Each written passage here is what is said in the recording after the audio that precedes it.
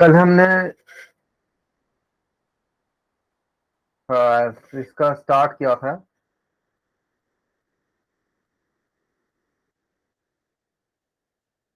2021 दिसंबर second shift के paper हमने कल स्टार्ट किया था। हमें मैसेज मिली थी कई जगह पे कि कुछ लोगों को ये था कि पहला पेपर था, तो कुछ अच्छे से ज़्यादा कुछ क्वेश्चंस उनको और डिटेल में समझने के लिए। तो मैं आप लोगों को फिर से बताता हूँ, जो जो क्वेश्चन जिस क्वेश्चंस के लिए मेरे पास मैसेज आया मैं उसको एक्सप्लेन कर देता हूँ। और आप लोगों को अगर बीच में कोई क्वेश्चन अगर नहीं आया होगा तो मैं 1 से लेकर 5 तक में, फिर 6 से लेकर 10 तक में आपको अगर कोई डाउट होगा तो बताओ, उसको मैं दोबारा मैं इसको एक्सप्लेन कर देता हूँ। तो क्वेश्चन नंबर 1 से लेकर 5 तक किसी को कोई डाउट हो तो बताएं।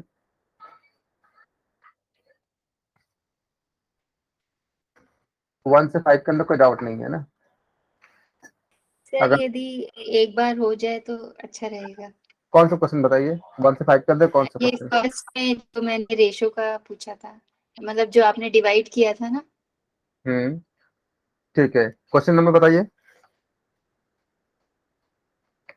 क्वेश्चन नंबर 1 2 3 कौन सा? क्वेश्चन नंबर फर्स्ट ना, फर्स्ट बता रहे हो ना? 2017 में पूछा गया इसमें, आप इसको काउंट करो। 2017 में जितने महिला जितने जितने लेडीज है, उनकी एथलीट की संख्या कितनी है? ऐड करो, बताओ, देखो क्या क्या है 2017 के लिए।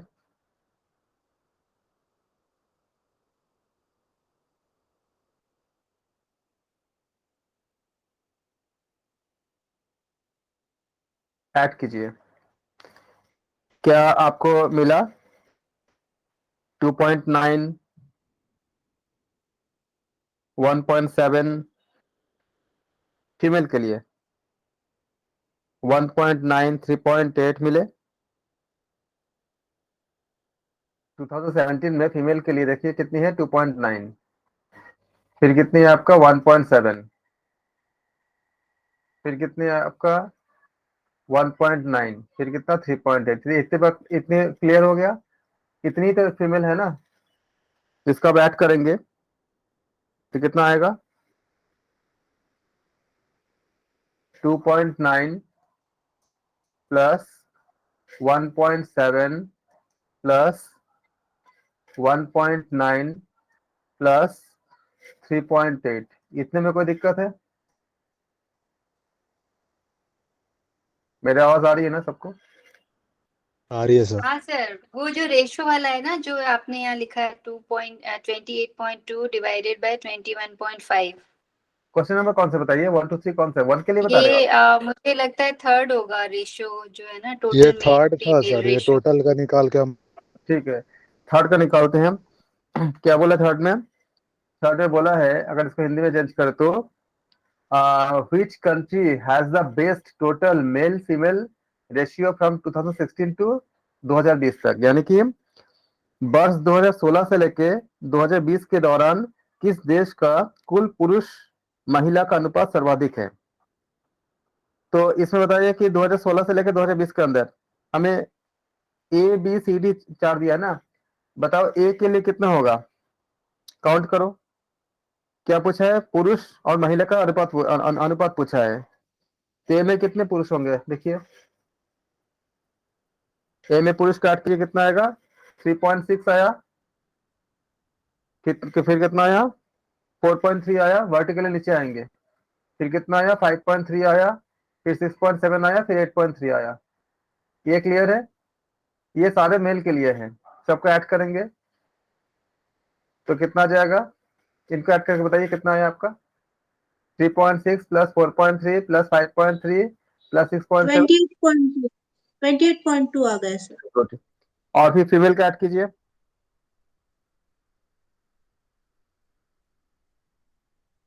3.2, 2.9, 3.9, 4.3, 7.2। क्यों ऐड कर रहे पता आपको, क्लियर है ना? क्योंकि पूछा गया है पुरुष और महिला का अनुपात। तो पहले मेल फीमेल बोला है, तो पहले मेल का निकालेंगे फिर फीमेल का निकालेंगे, दोनों का डिवाइड कर देंगे। फीमेल का कितना आ गया ऐड करके, 21.5 आया। हाँ सर 21.5 आ गया। अब क्या करेंगे, रेशियो निकालनी है, तो रेशियो में कैसे करेंगे, डिवाइड कर देंगे। तो 20, मतलब हम शॉर्ट में लिखते हैं फॉर ए M/F, मतलब मेल और फीमेल का रेशियो कितना होगा, 28.2 डिवाइडेड बाई 21.5। जिस स्टेप में आपको डाउट होगा आप उसी स्टेप में आप रोक दो, उसी स्टेप में बताओ, तो उसको मैं एक्सप्लेन कर दूंगा। अगर आप चुप रहोगे तो मुझे समझ नहीं आएगा कि आपको कहाँ डाउट है, और वो रह जाएगा। यहाँ तो कोई डाउट हो तो पूछो। इजिकल टू नहीं कितना हो जाएगा। सर, हाँ जी, ये तो आ गया। हाँ, बस अब इसको डिवाइड आपने जो एक स्टेप में किया था ना, वो डिवाइड आप बाइनोमियल सिंपल कर लो। थ्योरम आपने कुछ बताया था। हाँ मैं बोल रहा था उसमें आप इसका ऐसे कर सकते हो कि डेसिमल घटा दो, तो 282/21 मैंने बाइनोमियल थ्योरम करा था। बाइनोमियल थ्योरम क्या होता है कि फॉर्मूला होता है 1+x whole to the power n। अगर x का वैल्यू 1 से छोटा होता है तो अप्रोक्सीमेटली होती है 1+n इंटू एक्स। लेकिन ये इसमें चेक करना पड़ता है कि x का वैल्यू जो है आपका <1 होना चाहिए। आप सिंपल डिवाइड कर दो, उसमें आपको अगर आप बाइनोमियल थ्योरम से फैमिलियर नहीं हो तो आपको इसमें ज्यादा टाइम लग जाएगा, क्योंकि इसमें x का वैल्यू 1 से छोटा होना होता है। आप सिंपल इसमें डिवाइड कर दो 2। आप इसको ऐसा भी कर सकते हो छोटा करने के लिए, 282 को आप ब्रेक कर दो, 215 प्लस कितना होगा 200। अगर आप इसको ब्रेक करना चाहते हो 282 में कितना ऐड करोगे कि आपका 215 प्लस कितना होगा बताओ, 68 होगा कि 67 होगा। 67। हाँ, डिवाइडेड बाय 215 कर दो, तो क्या हो जाएगा ये आपका 215 बाई 215 अलग अलग कर दो, प्लस 67 बाई 215। ये तो कट जाएगा, 1 हो जाएगा आपका ये। और अब आपके पास अगर बाइनोमियल थ्योरम है या सिंपल डिवीजन भी है, उसको आप इसको ऐड कर दो, तो कितना हो जाएगा 1 प्लस 0.31 इजिकल टू कितना हो जाएगा 1.31। एक होती है राउंड अप करने की टेक्निक होती है। राउंड अप से क्या करते हो आप अप्रोक्सीमेटली पा जाते हो, जैसे 67 है तो 67 को अगर आप राउंड अप करते हो तो मतलब 65 के आसपास कर लेते हो, तो 65/215 ये कटने में आसान हो जाता है राउंड अप करके।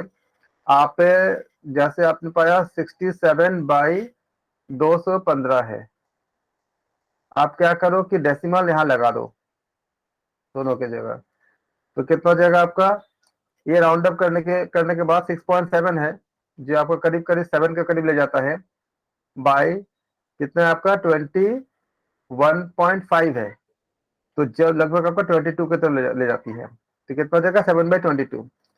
अब अगर 7/22 को आप डिवाइड करते हो तो क्या करो इसमें, इसको डिवाइड करेगा तो लगभग आपका 0.3 आ जाएगा, तो 0.31 आ गया इसका। तो ये इससे भी आप कर सकते हो, आ गया इसमें 0.31, क्योंकि 7 को अगर आप डिवाइड करो 22 से तो पॉइंट लगा दो, और यहाँ जीरो मिल जाएगा आपको, 3 बार आ जाएगा 66 आ जाएगा आपका, माइनस करोगे 4 आ जाएगा, जीरो मिल जाएगा आपको, तो कितना आ गया आपका 0.31।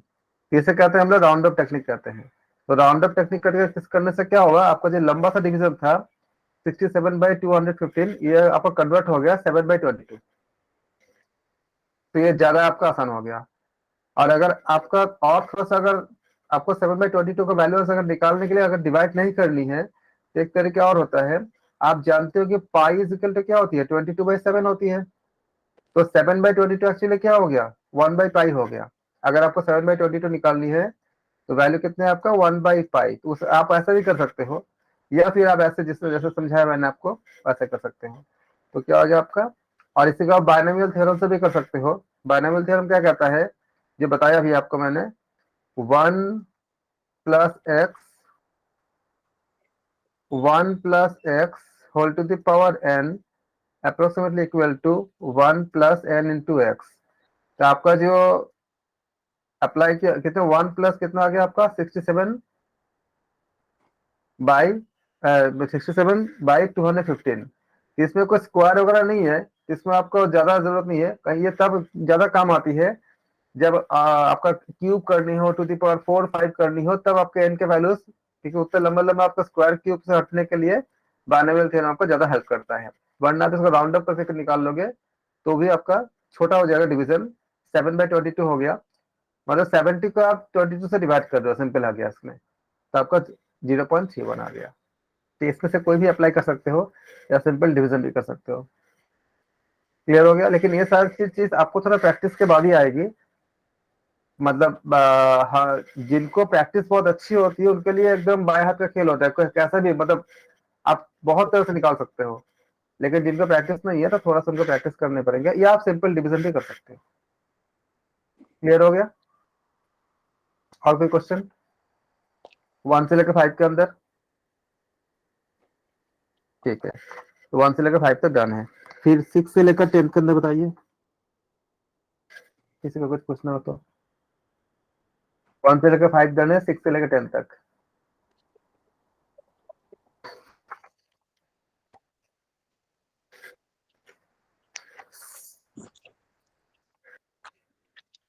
क्वेश्चन नंबर 6 के लिए मुझे पास मेरे पास मैसेज आया था, तो बताइए क्या दिक्कत है 6 में, एक्सप्लेन कर दूं या आप एक बार क्वेश्चन का रीड करो, मैं आपको इसको बता समझा देता हूँ। ये 8 वाला भी बता दीजिए, मैच द कॉलम। हाँ, अभी 6 के बारे में आते हैं। जी 6 वाला बताइए, 6 वाला क्वेश्चन नंबर रीड कीजिए।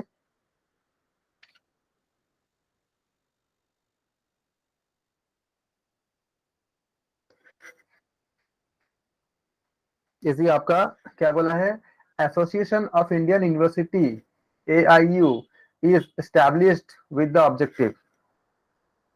तो इसमें बोला, इसको हिंदी में चेंज करें अगर, तो भारतीय विश्वविद्यालय संघ कहते हैं इसको, AIU, इनकी स्थापना किस उद्देश्य के लिए हुई थी? आपके पास 5 ऑप्शन है, अगर इसको हिंदी में अनुवाद कर देते हैं। पहला है maintain quality and standard of universities, यानी कि विश्वविद्यालयों की गुणवत्ता और मानकों की देखभाल करना। फिर क्या आपका serve as an inter university organisation, यानी कि अंतर विश्वविद्यालय संगठन के रूप में सेवा करना। फिर थर्ड क्या है आपका, to facilitate communication, coordination and mutual consultation amongst the universities, यानी कि विश्वविद्यालयों के बीच में संचार, समन्वय और परस्पर परामर्श की सुविधा प्रदान करना। क्योंकि मेरे पास मैसेज आ रहा था कि इंग्लिश में दिक्कत हो रही थी कुछ लोगों को, तो मैं हिंदी में इसको चेंज कर देता हूँ इंग्लिश, क्योंकि अगर मैं खाली हिंदी में करूंगा तो इंग्लिश वाले को दिक्कत होगा, तो दोनों लैंग्वेज में एक साथ करता हूँ, और आपको जहां डाउट हो उसको आप क्लियर कर लो। फिर चौथा क्या है आपका, to recognise universities to run different courses, यानी कि विभिन्न पाठ्यक्रम चलाने के लिए विश्वविद्यालयों की पहचान करना। और पांचवा क्या है आपका, to act as an licence between the universities and the government, यानी कि विश्वविद्यालयों और सरकारों के बीच में संपर्क स्थापित करके उनके संपर्क स्थापक के रूप में कार्य करना। ये आपका दिया गया है। तो इसके बारे में फिर आपको ऑप्शन चूज करनी थी, तो मैं थोड़ा सा बता देता हूं आपको कि भारतीय विश्वविद्यालय संघ है, यानी कि जो जो आपके लिए नया लगता हो आप कॉपी पेन रखो और नोट करते जाओ, क्योंकि ये जो बातें हैं खाली इसी क्वेश्चन में खत्म हो जाएगा ऐसा नहीं है, इसका कोई पार्ट दूसरे क्वेश्चन में पूछा जा सकता है। तो आपके लिए जो भी नया इंफॉर्मेशन है कि आपने नहीं पढ़ा है, नहीं जानते हो, तो उसको आप नोट करते जाओ। ऐसे ही पेपर करते करते जब हमारा एक पेपर कंप्लीट हो जाएगा तो आपको 10 यूनिट आपका रिवीजन हो जाएगा, क्योंकि ऐसे रिवीजन होती नहीं है। और साथ साथ आप क्वेश्चंस को पकड़ने का जो टेक्निक है उसको भी सीखते जाते हो। तो जो जो आपके लिए नया लगता है मैं पूरा डिटेल विस्तार से पूरा एक्सप्लेन कर देता हूँ, आप उसको आपको अपने हिसाब से नोट्स बनाते जाओ, ये आपका अपना खुद का नोट्स बनता जाएगा। तो Indian association of Indian university यानी AIU, ये शॉर्ट फॉर्म है, उसको फुल फॉर्म भी पूछा जा सकता है, आप लोग फुल फॉर्म भी इसको याद कर लें। इसकी स्थापना के लिए क्या हुए थे कि इसकी जो स्थापना है ये अंतर विश्वविद्यालय संगठन के रूप में सेवा करना, ये इसकी एक आपका मतलब आपका मोटो था। यानी कि क्या हो जाएगा, पहला क्या आप इसमें क्या अप्लाई क्या जानोगे हम कि AIU की स्थापना जो है वो अंतर विश्वविद्यालय के संगठन के रूप में सेवा करने के लिए और विश्वविद्यालय के बीच में संचार, समन्वय और इसके साथ साथ उनके परामर्श मतलब उनको सजेस्ट करना या उनको परामर्श देने की सुविधा प्रदान करने के लिए भी इसका स्थापना की गई थी। विश्वविद्यालय और सरकारों के बीच में जो आपका संपर्क स्थापन मतलब किस कहाँ पे क्या आपका चलना चाहिए, कैसे क्या क्या होना चाहिए, तो गवर्नमेंट यानी सरकार और विश्वविद्यालय के बीच में संपर्क स्थापक के रूप में भी आपका इनका मतलब उनका काम था। ये जो है आपका सोसाइटी पंजीकरण अधिकरण होती है 1860 के था। 1860 के मतलब बेसिस पे भारतीय विश्वविद्यालय संघ यानी एसोसिएशन ऑफ इंडियन यूनिवर्सिटीज की का इसमें पंजीकरण किया गया था। इसमें क्या था कि भारतीय विश्वविद्यालय के रूप में ये पूरा शामिल था, मतलब जितने भी आपका जो एक सदस्य के रूप में ये इंडिया के जो मेन जो यूनिवर्सिटीज है उसका एक आपका एक संगठन और संघ होती है। ये आपका दिल्ली में है। अगर किसी और क्वेश्चन में अगर पूछे जाए कि AIU कहाँ पर है तो आप बोलोगे दिल्ली में है। ये भी इसका एक काम ये भी होता है कि फॉरेन में जितने भी आपका जो यूनिवर्सिटीज है यानी विदेश में जितने आपका विदेशी जो विश्वविद्यालय है उनके आपका पाठ्यक्रम यानी उनके जो आपका सिलेबस वगैरह उनके स्टैंडर्ड को इवेल्युएट करना कि उनके साथ हमारा कहाँ बैठता है, कहाँ पे हम उनसे आगे है पीछे है, कंपैरिजन करना, उनको स्टडी करना भी होता है। तो भारतीय विश्वविद्यालय संघ जो है इसको हम यूनिवर्सिटी हैंडबुक नाम से इसमें आपका रिसर्च पेपर यानी शोध पेपर और यूनिवर्सिटी न्यूज नाम से इसका एक साप्ताहिक पत्रिका भी होती है जिसमें आपका मतलब जो इम्पोर्टेंस जो भी आपका इंफॉर्मेशन होती है वो आपका इसे पब्लिश होती रहती है। अगर आपको जानना होगा पढ़ोगे इसको इन दोनों चीजों को तो आपको हेल्प करेगा अगर आप अपडेट होना चाहते हो कि बाकी जगह पे कहाँ पे कैसे कैसे चीजें हो रही है, कैसे मतलब पढ़ाई हो रही है या हमारा सिलेबस कहाँ पे लैग करता है, कहाँ पे बेहतर है, ये सब चीजें जानने के लिए आपको हेल्प करता है। ये इसका पूरा विस्तार से पूरा था। आप इसको अच्छे से करना और इसके रिगार्डिंग और भी कहीं क्वेश्चंस पूछे जाएंगे तो आपको सारी जानकारी मिल गई कहाँ पर है, क्या करता है, सारा काम हमने इसको चर्चा कर दिया। ये आपका आप कह सकते हो कि ये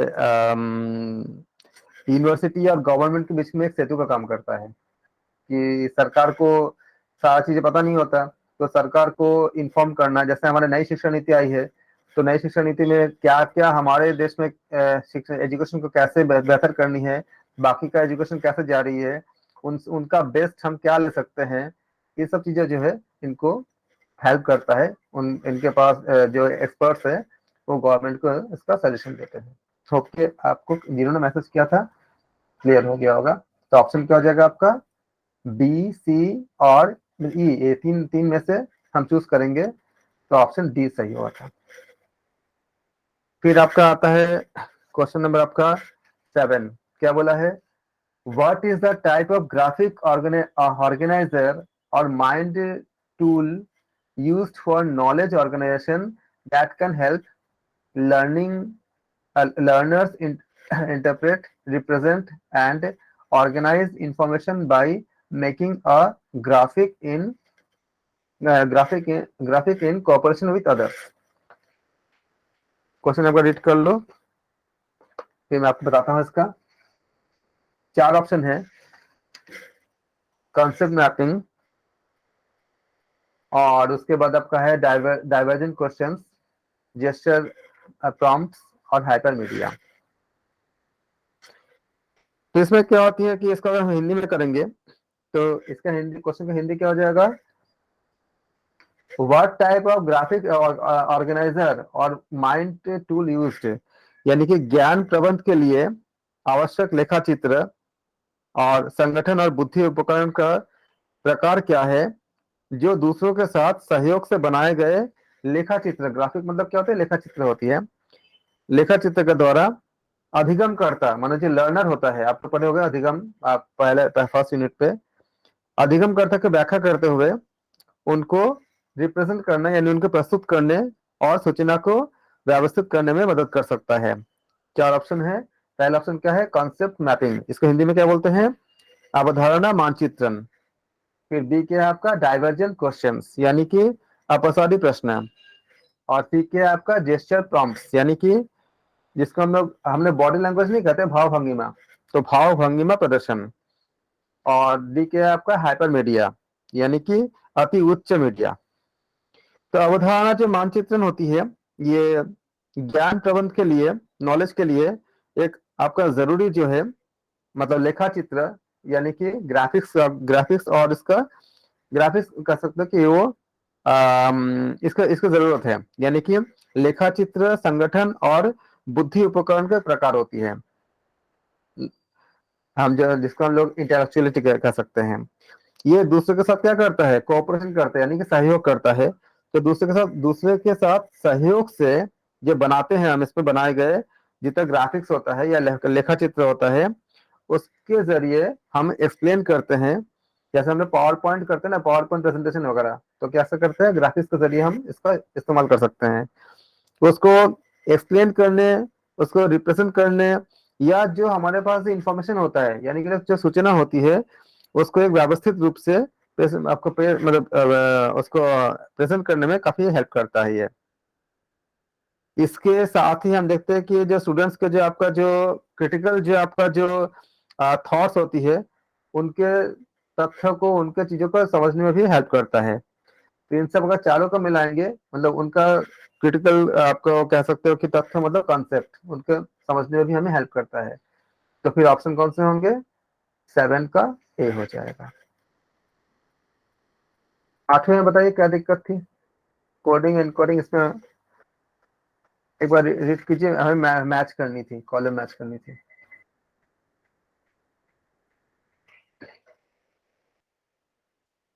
तो 8 में क्या परेशानी थी बताइए, क्या नहीं आया 8 में? बहुत आसान है।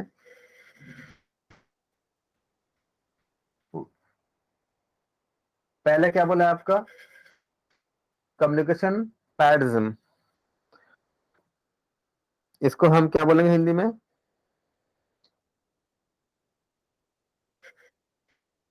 संप्रेषण सर प्रतिमान, संप्रेषण, हाँ। इसको बोलेंगे संप्रेषण प्रतिमान कहेंगे इसको। और दूसरा आपका डिस्क्रिप्शन यानी कि व्याख्या पूरा है। तो क्या लिखा है आपको पहले हिंदी में, एनकोडिंग डिकोडिंग, इसको हिंदी में क्या बोलते हैं, संकेतन विसंकेतन। फिर सर क्या, हिंदी में और समझ नहीं आएगा ये। हाँ जी, हिंदी में और समझ नहीं आएगा ये। नहीं कुछ लोगों का मैसेज था कि हिंदी में बोलने के लिए तो मैंने दोनों बता दिया, हिंदी इंग्लिश, जिसको जो बता दीजिए कंफर्टेबल सर, हो। क्योंकि एनकोडिंग, हम लोगों को हिंदी में नहीं आता है समझ में इतना। हाँ जी, हम लोगों को हिंदी में ये चीजें इतनी समझ में नहीं आती है क्योंकि ये बहुत थोड़ा सा जटिल वर्ड हो जाता। हाँ इसलिए मैं हिंदी को अवॉइड करता हूँ, लेकिन जिन लोगों के लिए जरूरी है उनके लिए मैं दोनों बोल देता हूँ, जिसके लिए जो कंफर्टेबल हो उनको आ जाएगा। एनकोडिंग डिकोडिंग को हिंदी में बोलते हैं संकेतन विसंकेतन, लेकिन आप एनकोडिंग डिकोडिंग से करोगे तो ज्यादा बेहतर है। फिर क्या है आपका सेकंड पार्ट, क्या आपका इंटेंशनलिस्ट यानी कि निहितार्थवादी, इसको हिंदी में बोलेंगे तो। और सी क्या है आपका पर्सपेक्टिव टॉकिंग, इसका मतलब क्या क्या बोलोगे आपका, पर्सपेक्टिव टॉकिंग यानी कि परिप्रेक्ष्य में लेना, परिप्रेक्ष्य लेना कह सकते हो। फिर आपका आता है डायलॉजिज्म। तो डायलॉजिज्म मतलब क्या होती है, जब हम बताते हैं, पार्टिसिपेट करते हैं, संवाद करते हैं इसके ऊपर। डिस्कशन में क्या दिया गया आपका, जो पहला ऑप्शन दिया गया है realistic imagination of other view, Hindi में क्या बोलेंगे, दूसरे के विचारों को यथार्थवादी कल्पना, दूसरे के जो सोचते हैं उनके सोच को।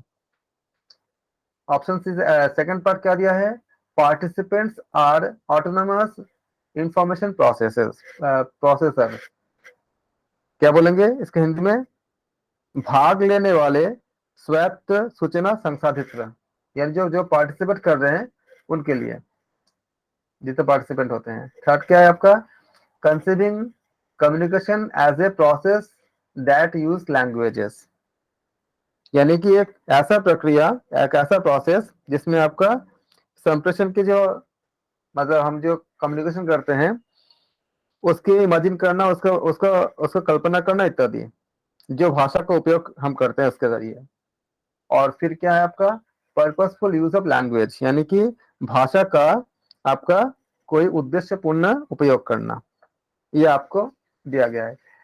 अब ये आपको बतानी है कि किसके साथ मैच करता है कौन सा। अगर आपको सारा नहीं आ रहा है तो आप इसमें क्या करो, रॉन्ग आंसर एलिमिनेशन मेथड का अप्लाई करो। तो आप बताओ किसके साथ, आप एक ऐसा कुछ ढूंढो जो पक्का है और एक ऐसा ढूंढो जो पक्का नहीं है। चेक करने के लिए आप देखो ऑप्शन में चेक करो, इसमें ऑप्शन बहुत अच्छा दिया हुआ है। ए में क्या है, कोई रिपीटेशन नहीं है। पहले ऑप्शन में ए का फर्स्ट, ए का सेकंड, ए का थर्ड, ए का फोर्थ, यानी कि कोई रिपीटेशन नहीं है। ऐसा नहीं कि पहले ऑप्शन में भी ए का फर्स्ट है और थर्ड में भी ए का फर्स्ट है, ऐसा नहीं है। तो अगर आप ए को डिसाइड कर लोगे तो आपका आंसर मिल जाएगा। या फिर देखो डी का चेक करो, पहले में क्या दिया है, डी का चौथा दिया है, सेकंड में क्या दिया है, डी का फर्स्ट दिया है, और सी में क्या दिया, डी का सेकंड दिया है, डी में क्या दिया है, डी का थर्ड दिया है। अगर आप डी को भी चेक कर लोगे तो भी आपको आंसर तक मिल जाएगा कि ए और डी एग्जैक्टली कोई एक सही है या नहीं है। आप बताओ कौन सा होगा, बोलो। ए के साथ क्या होगा, एनकोडिंग डिकोडिंग हम क्या करते हैं, बी ऑप्शन होगा सर इसमें। कौन से होंगे, ऑप्शन बी होगा। सर वो कम्युनिकेशन का जो फर्स्ट प्रोसेस ऑफ कम्युनिकेशन होता है ना, उसी में एनकोडिंग डिकोडिंग आ जाता है, तो फर्स्ट से ही पता लग रहा है ए से ही कि क्या हो जाएगा, कंसीविंग कम्युनिकेशन वाला। फिर से चेक कीजिए, अच्छे से सोचिए।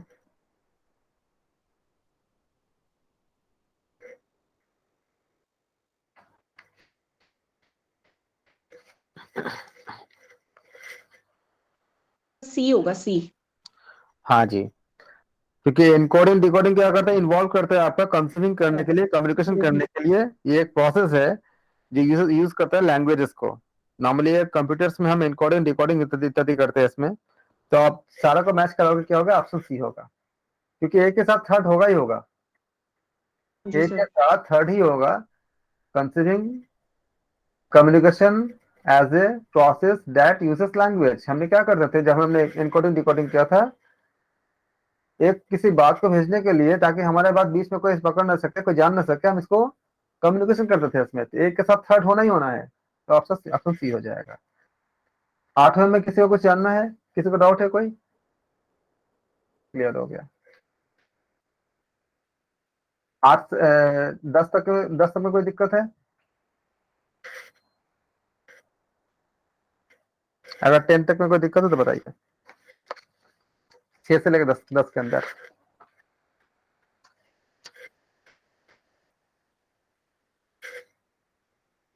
सारा क्लियर है?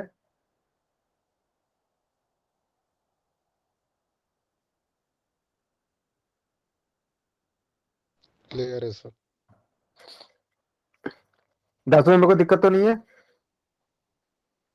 सर एक्सप्लेन कर दीजिए, कल कल करवाया था आपने ये? 10वां था, हाँ कल करा था हमने।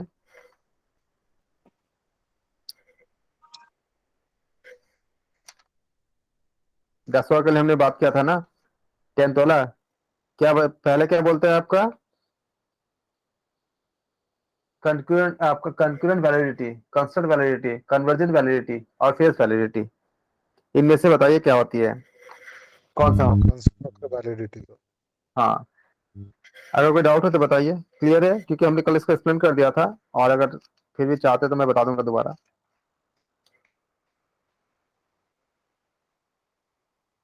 सर बता दीजिए एक बार। देखिए कॉन्सेप्ट मैपिंग जो होती है, इसको यूज करते हैं नॉलेज ऑर्गेनाइजेशन, जो कि आपका हेल्प कर सकता है लर्नर को इंटरप्रेट करने के लिए।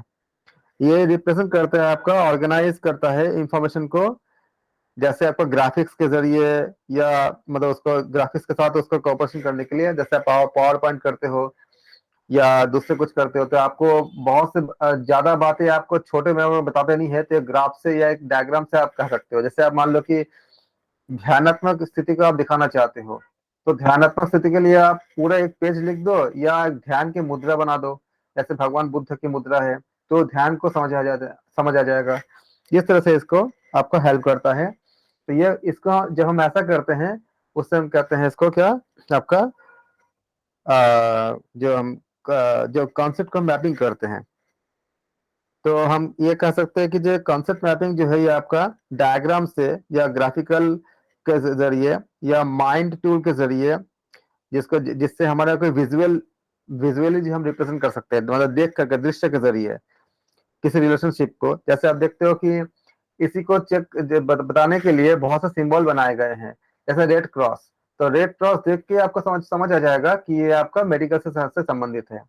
वैसे आपका जो बहुत से बीमारियों के लिए, जैसे HIV के लिए आपका एक, एड्स के लिए खास सिंबल बनाया गया है।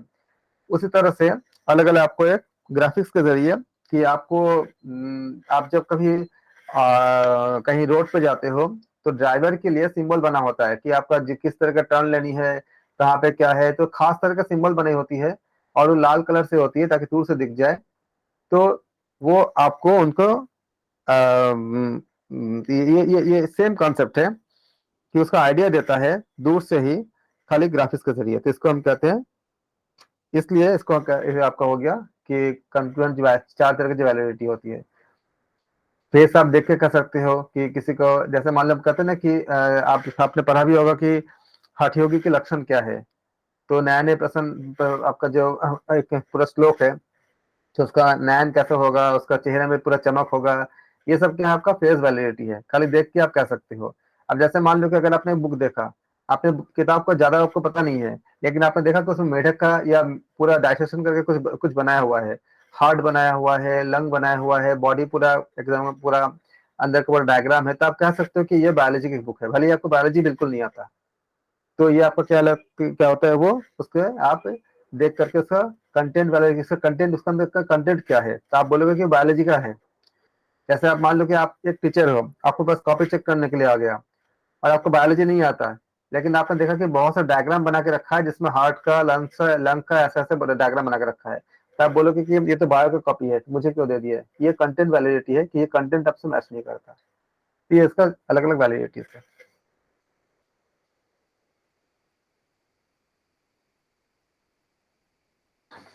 तो ये हमने कर लिया था। चलो, इसमें तो आपको डाउट नहीं है।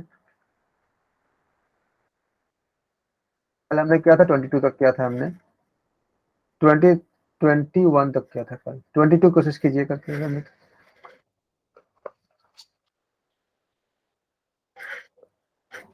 रीड कीजिए एक बार। विच among the following constitute personal competitions: empathy, motivation, social skill, self awareness, self regulation। इसके बाद आपको चूज करनी है।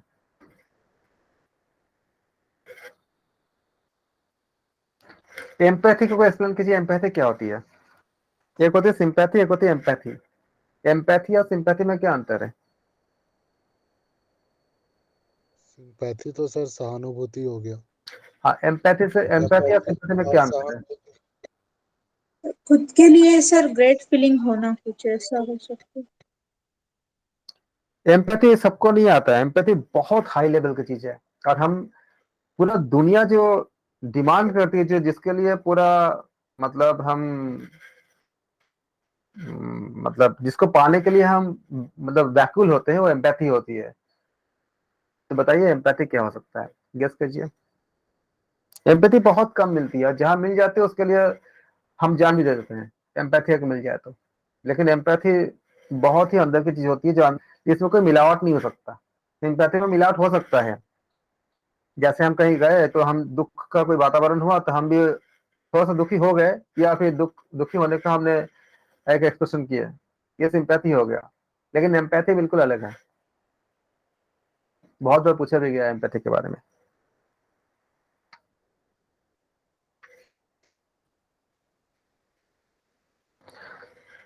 एम्पैथी वो होती है कि वो कोई दूसरे को समझ सके सर, दूसरे के थॉट्स या दूसरे को समझ सके, ऐसा कुछ। हाँ, लेकिन ये और दूसरे की बातों को समझना।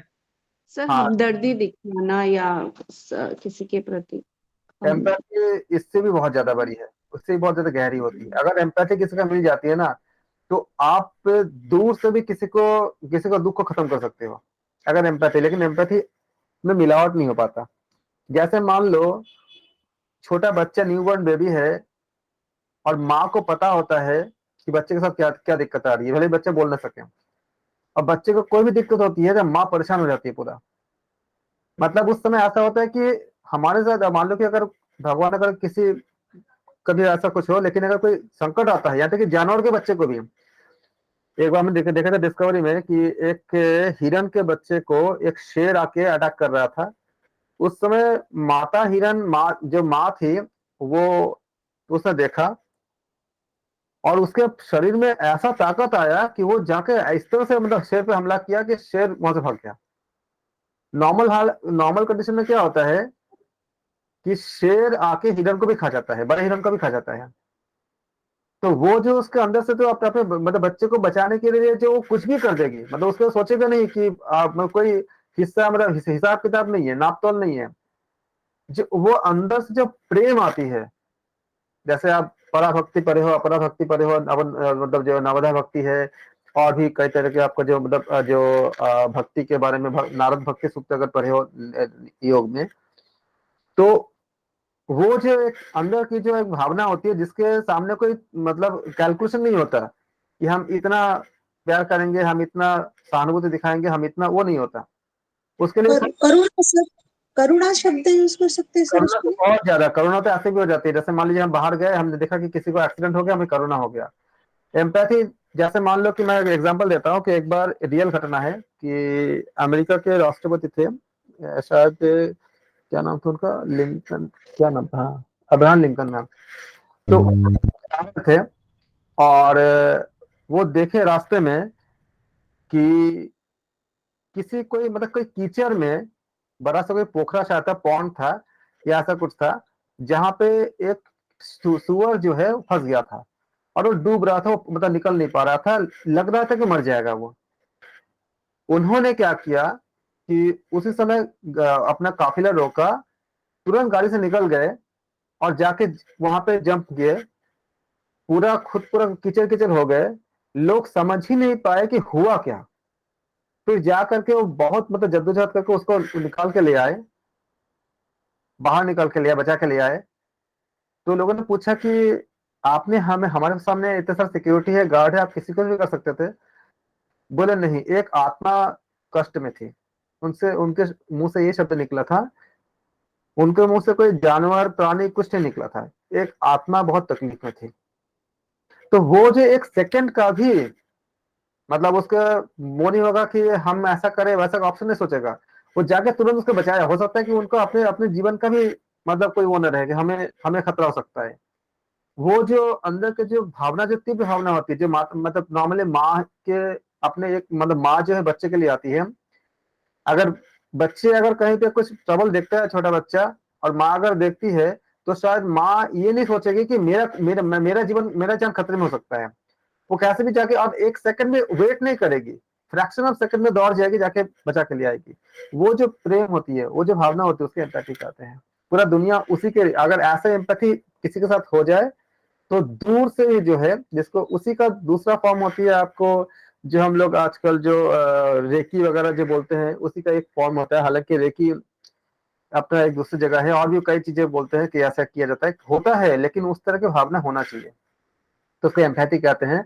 और कुछ जगह पे आप देखोगे कि जो नर्सिंग होम जो है, उसका नाम भी एम्पैथी के आपका के नाम से रखा गया है।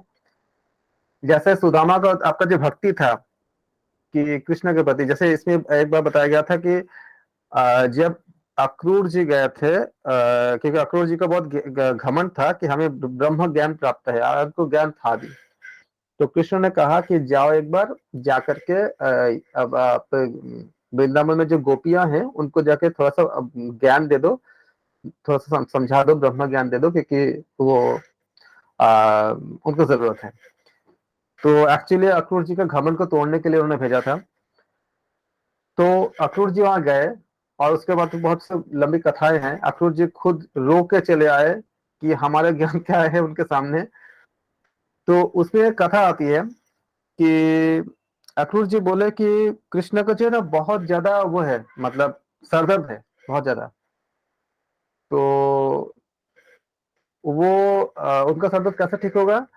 बोले अगर कोई अपने पैर का धूल उनके सर पे दे तो ठीक हो सकता है, लेकिन भगवान के सर पे अपना पैर रखने से बहुत बड़ी नरक भी हो सकता है, सबको पता है। तो सबको ये था कि अगर हम मतलब ऐसा चरण देंगे तो हमें मतलब वो हमें मतलब नरक प्राप्त हो सकता था। बाहर के लोग किसी ने दिया नहीं, लेकिन जैसे ही गोपियों को ये बात पता चला, गोपियों ने बोला कितना चाहिए ले लो, हमें जो होगा वो दूसरी बात है, लेकिन अभी प्रभु को ठीक होना चाहिए, प्रभु का सर दर्द नहीं होना चाहिए। उसने एक सेकंड के लिए सोचा भी नहीं कि इसके बाद मुझे नरक मिलेगा, क्या मिलेगा, स्वर्ग मिलेगा, मेरा पाप होगा, पुण्य, कुछ नहीं। प्रभु के बोला ठीक होना चाहिए, तो वो जो अंदर की जो मतलब तीव्र जो आपकी जो भक्ति होती है वो एम्पैथी में आती है। तो एम्पैथी का बहुत जगह एम्पैथी के बारे में पूछा गया है, तो मैंने थोड़ा सा एक्सप्लेन करने की कोशिश किया कि एम्पैथी होती क्या है। ये सहानुभूति, फिर आपका जितना आप बता रहे हो इनसे बहुत ज्यादा डेप्थ इसका मीनिंग है, बहुत ही ज्यादा डेप्थ मीनिंग है। हम सामान्य जीवन में खाली माँ और न्यूबॉर्न बेबी के साथ ही थोड़ा सा कंपेयर कर सकते हैं, बाकी जगह हमें नहीं पता कि कहाँ पे कितना लागू होती है, लेकिन ये इस जगह लागू होती है और इंसान के साथ साथ एनिमल के साथ भी लागू होती है। तो आप बताओ 22 का क्या आंसर दोगे आप? सी होगा सर, ऐसा लगता है। सर ई और ई। सर 22 इसमें ई और डी वाला ऑप्शन तो जरूर आएगा, सेल्फ रेगुलेशन और सेल्फ अवेयरनेस। उसके अलावा उसके अलावा सोचो क्या हो सकता है, कहाँ तक आपको मतलब ये आपका आगे एग्जाम है, आप क्या करोगे? या तो मोटिवेशन होगा या सोशल स्किल्स में से दो में से ही हो सकता है। कोई आंसर चूज करो।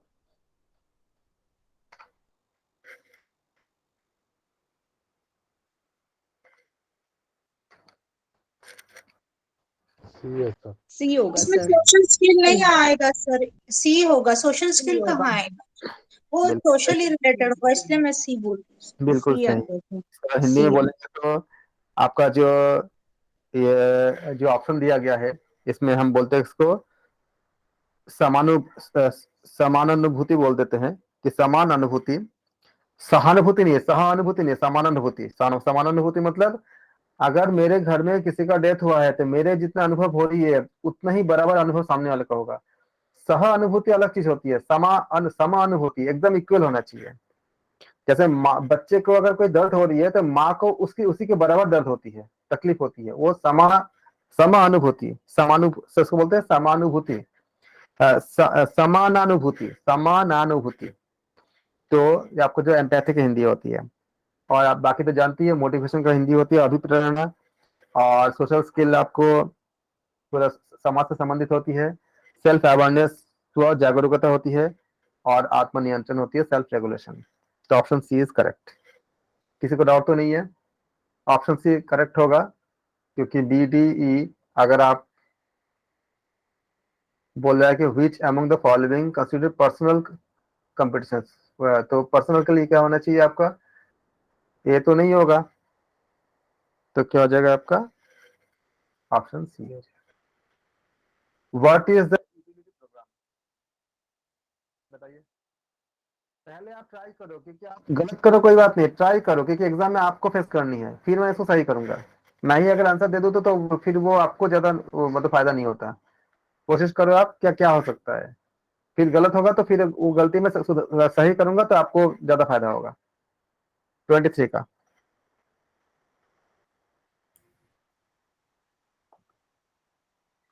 सर ए ऑप्शन होगा। ऑप्शन है। ओके, जी बाकी लोग क्या बोलते हैं? सर ए ही होगा ऑप्शन। ऑप्शन ए होगा सबका? Option A. अब बाकी ऑप्शन बी सी डी क्यों नहीं होगा?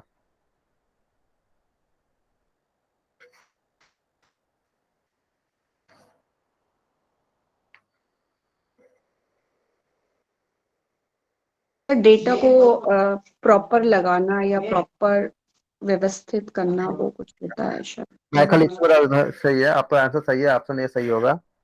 यूटिलिटी आपका जो प्रोग्राम होती है, ये आपका एक पार्ट होता है ऑपरेटिंग सिस्टम का।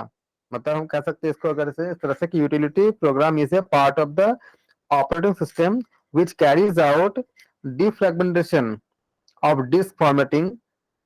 डिस्क जो होती है उसका आपका आप जो आप लोग कंप्यूटर में किए होंगे कि डिफ्रेगमेंटेशन करते हो डिस्क का, ताकि आपका स्पेस अच्छे से बन जाए।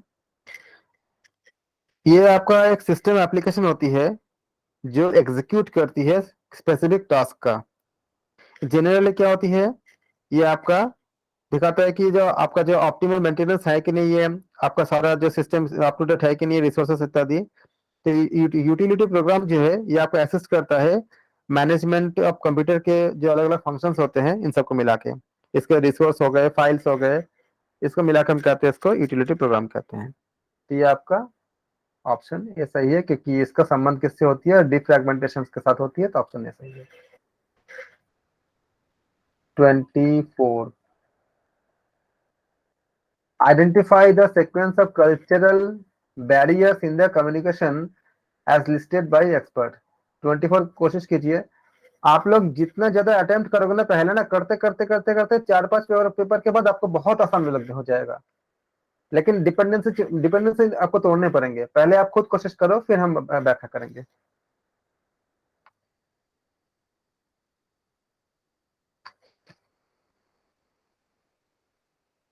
नौशा का ऐसा आंसर बोलो।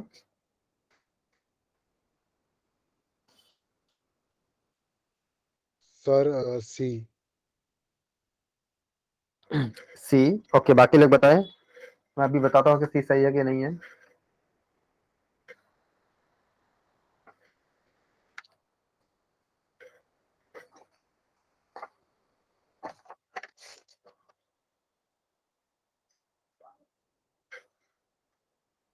कोशिश कीजिए।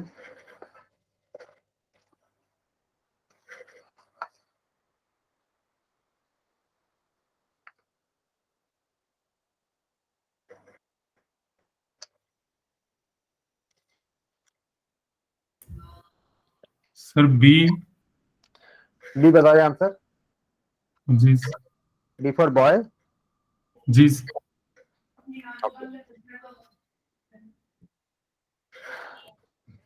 और बाकी लोग।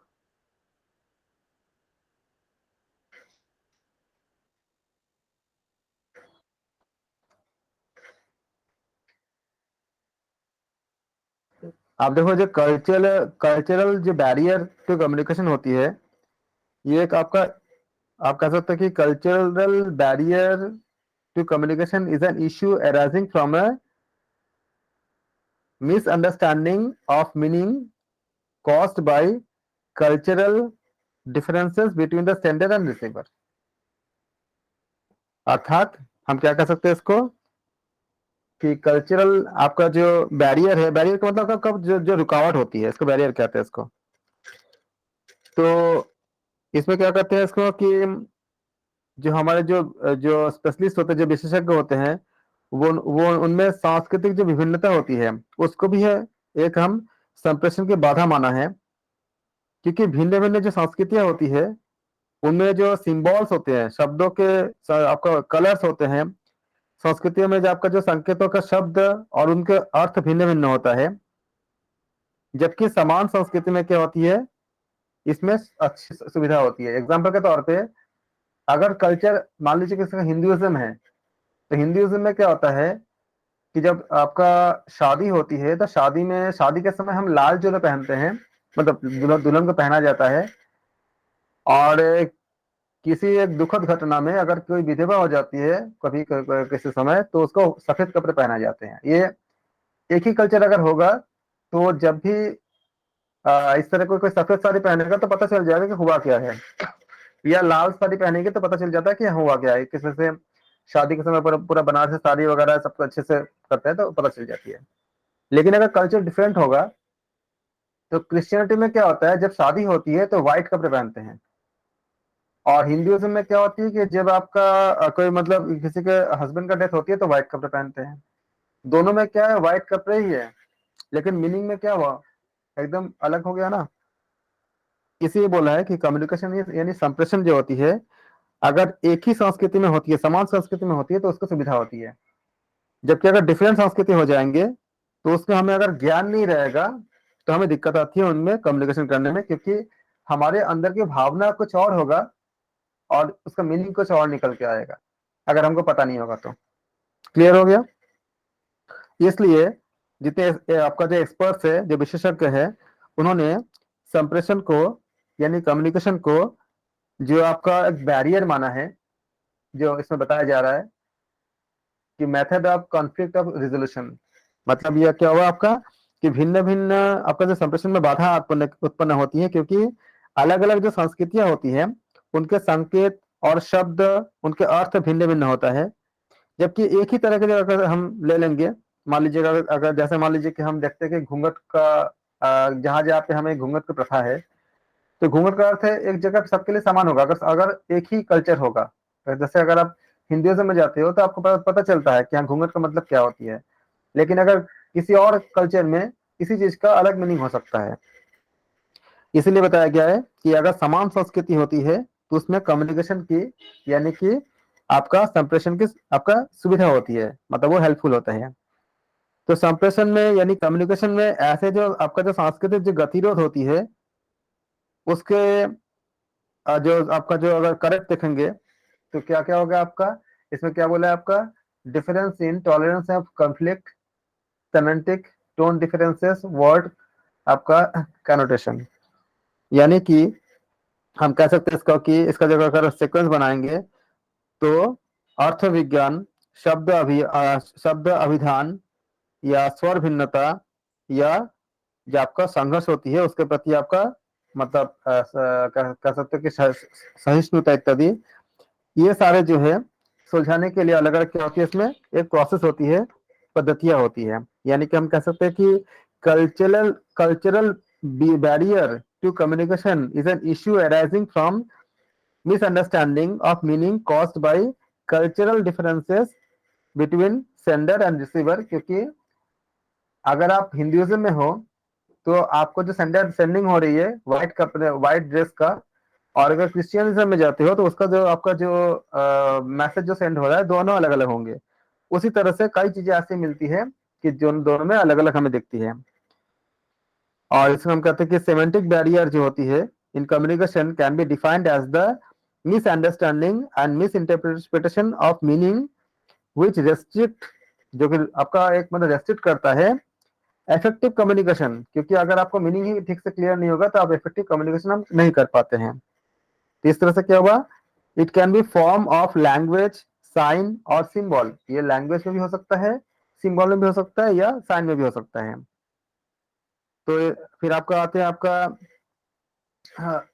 ये आपका क्लियर हो गया। फिर आपका टोन डिफरेंस आपको क्लियर है पूरा। वर्ड का आपका वर्ड कनोटेशन इसे भी यही दिखाता है कि आपका टोन डिफरेंस मतलब ये होती है कि ये बैरियर है, क्योंकि डिफरेंस होती है जो आपका जो परसेप्शन होती है, मतलब आपका दो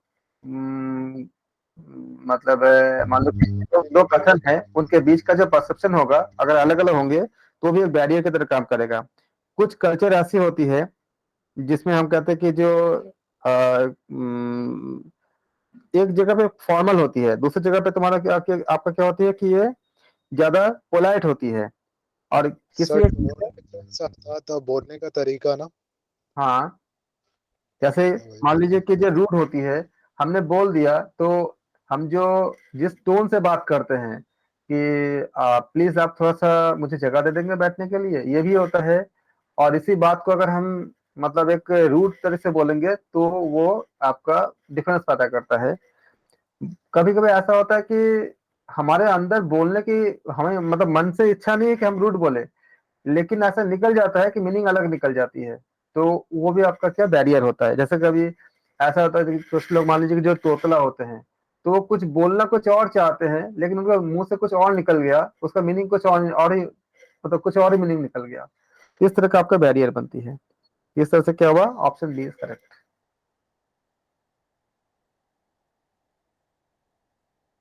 होप कि आपको क्लियर हो गया। शब्दों के जो आपका जो एक ही शब्द का आप देखोगे कि किसी एक जगह पे किसी एक भाषा में कोई एक शब्द बहुत अच्छा माना जाता है और दूसरी किसी भाषा में वो एब्यूसिव या किसी बुरे चीज को आपका मतलब रिप्रेजेंट करता है। ऐसे बहुत से शब्द है, आप लोगों को पता होगा। तो ये भी आपका क्या करता है, आपका एक वर्ड के रूप में जो हम एक आपका बैरियर पैदा करता है। एक ही जैसे ऐसे बहुत सारे हैं, हमें यहाँ पे बोलने की जरूरत नहीं है। अलग अलग भाषा में एक ही शब्द का बहुत अलग अलग मीनिंग निकलते हैं। मैं एक पहले बोल देता हूँ जो आपका अच्छे वर्ड है, जिसका हम मतलब रिलेशनशिप का एक वर्ड होती है दादा। तो दादा जो वर्ड होती है, बांग्ला में दादा का मतलब बड़े भाई होता है। और दादा मतलब क्या, हिंदी में हम इसको जो दादाजी के रूप में भी हम लेते हैं इसको। तो वर्ड तो दादा ही है, लेकिन लैंग्वेज अलग हो गया तो मीनिंग अलग हो गया। अब मान लीजिए किसी ने दादा बोला, तो दादा बंगाली लैंग्वेज में रेस्पेक्ट देने के लिए होती है कि मतलब बड़े भाई साहब। तो उस अकॉर्डिंग किसी ने दादा बोला किसी को। और इसका अगर हिंदी में ले लेंगे तो बोलेंगे मैं इतना इतना मेरा उम्र हो गया तो मुझे दादा बोल रहे हो, तो उसको वो बुरा तरह से ले सकता है। तो ये आपका जो है कम्युनिकेशन बैरियर की तरह आती है। ऐसे बहुत सारे वर्ड होते हैं।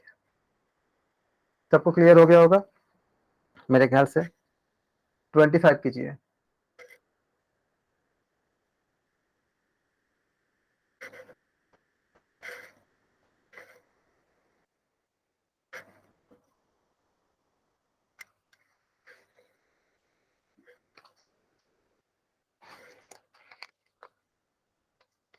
बताइए क्या होगा ऑप्शन।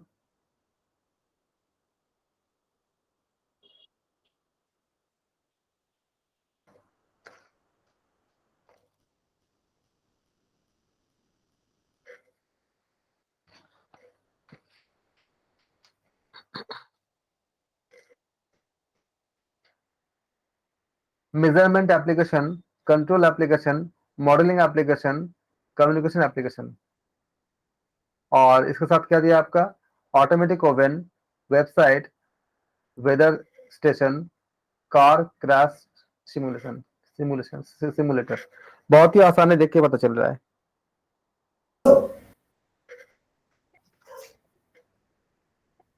सर सी ऑप्शन है। एग्जैक्टली अगर आप रॉन्ग आंसर एलिमिनेशन करते हो तो भी निकल जाती है सी ऑप्शन। सर क्योंकि मेजरमेंट वेदर पे कहा जाता है, वेदर का क्या है कैसे? हाँ जी, क्या बोल रहे हो आप। हाँ, क्योंकि मेजरमेंट जो है वो वेदर स्टेशन के लिए वो किया जाता है ना, कि क्या टेम्परेचर कैसा है क्या है। ऐसा तो वेदर स्टेशन जो होती है, ये आपका लॉट्स ऑफ सेंसर्स होती है इसमें। मतलब आप कह सकते हो कि लॉट्स ऑफ सेंसर्स वेयर आप जहाँ पे क्या करते हैं हम, एक आपका कह सकते हैं use to gather a variety of different data measuring application होती है। तो जहाँ पे हम इसको जांचते हैं इसको। अब इसको आप कहते हो कंट्रोल एप्लीकेशन। तो मेजरिंग एप्लीकेशन में क्या होती है कि बहुत वैरायटी ऑफ डेटा होती है जहाँ पे हम किसी चीज को नापते हैं। इसमें नंबर ऑफ इंस्ट्रूमेंट होती है जो वैरी कर सकता है। ये आपका कह सकते हैं कि जैसे आपका पर्सनल आपका जो वेदर आपका स्टेशन हो गया, जिसमें आपका इंस्ट्रूमेंटल हो सकती है, मेजरिंग टेम्परेचर हो सकती है, रिलेटिव ह्यूमिडिटी हो सकती है, प्रेशर हो सकती है, रेनफॉल हो सकता है, विंड का स्पीड एंड डायरेक्शन हो सकता है। ये सारा कुछ क्या हो गया आपका, हम मेजर करते हैं इसको, जिसको कहते हैं मेजरिंग एप्लीकेशन कहते हैं। फिर आता है आपका कंट्रोल एप्लीकेशन।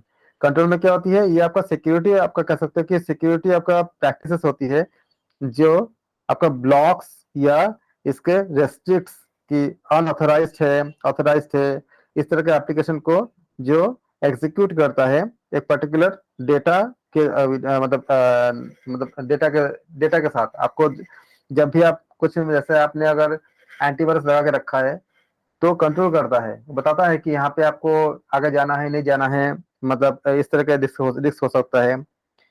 तो ये आपका क्या होता है कि आपका जैसे हम कहते हैं कि ऑटोमोटिव जो ओवन होती है, ये आपका कंट्रोल एप्लीकेशन है, क्योंकि आप इसे कंट्रोल कर सकते हो ओवन वगैरह को, कि कितने टेम्परेचर में आपको खाना बनानी है, कितने कम करनी है, लो करनी है, ज्यादा हाई करनी है, टेम्परेचर को मेंटेन करनी है। तो ये आपका कंट्रोल एप्लीकेशन के तरह काम करता है।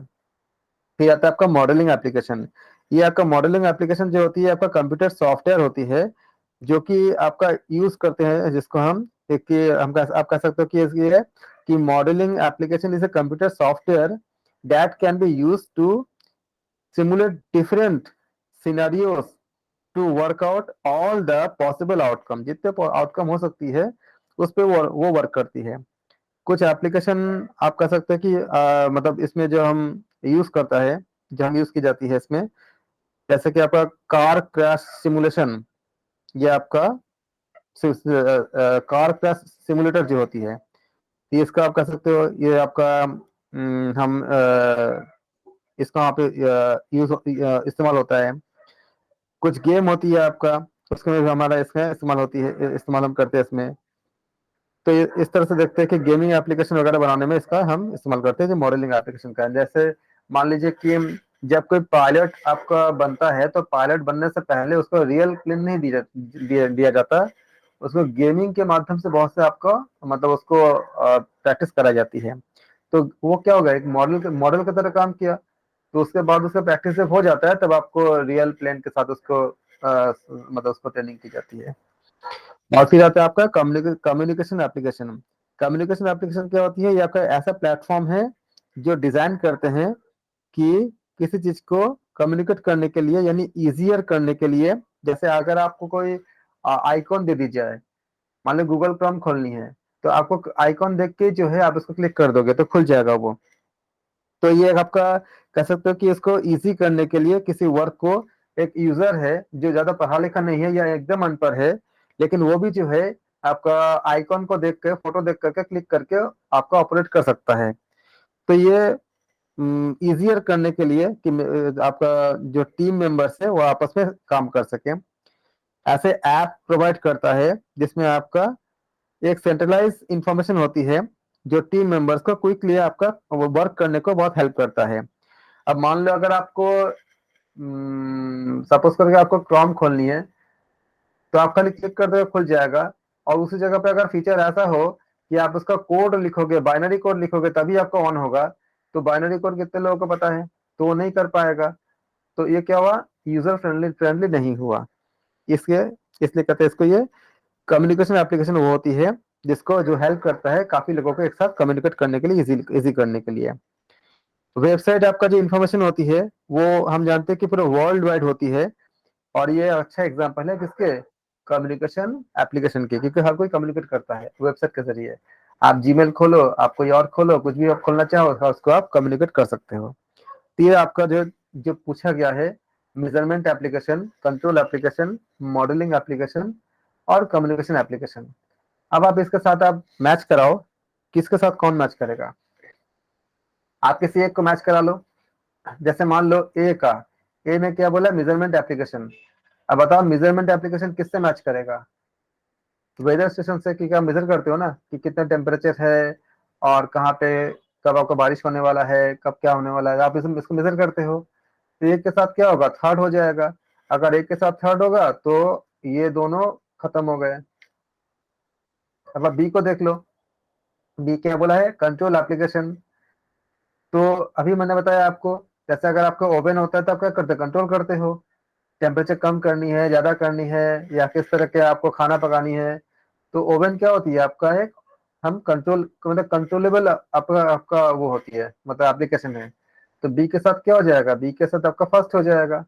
तो बी के साथ फर्स्ट कहाँ दिया है, आपका सी में दिया हुआ है, और बाकी में तो है ही नहीं है। बाकी आप चेक कर लो, सी के साथ क्या है, फोर्थ है। सी क्या बोल रहा है, मॉडलिंग एप्लीकेशन। तो अभी समझा दिया भैया, गेम वगैरह में होती है, कार क्रैश सिमुलेटर होती है। और डी में क्या है, सेकंड, डी क्या बोल रहा है, कम्युनिकेशन एप्लीकेशन। अभी बता दिया, कम्युनिकेट करने के लिए हम क्या करते हैं, हम वेबसाइट को खोलते हैं, पर्टिकुलर जैसे गूगल हो गया, या कोई जैसे अमेजन हो गया, या फ्लिपकार्ट हो गया, हम उसको कम्युनिकेशन करने के लिए खोलते हैं, ओपन करते हैं। तो क्या हो जाएगा, डी के साथ आपका सेकंड हो जाएगा। तो क्या होगा, ऑप्शन डी सही होगा। किसी को कोई डाउट है, किसी को डाउट तो नहीं होना चाहिए, एक्सप्लेन कर दिया अच्छे से। 26 को बताइए,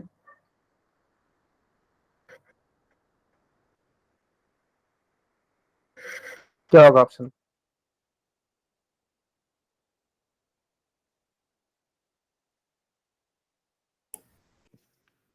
सर एक्टिव रेस्पॉन्डिंग। 26 का आप बोले एक्टिव, एक्टिव क्या होगा, रिस्पॉन्डिंग। Responding B option. फिर से देखिए।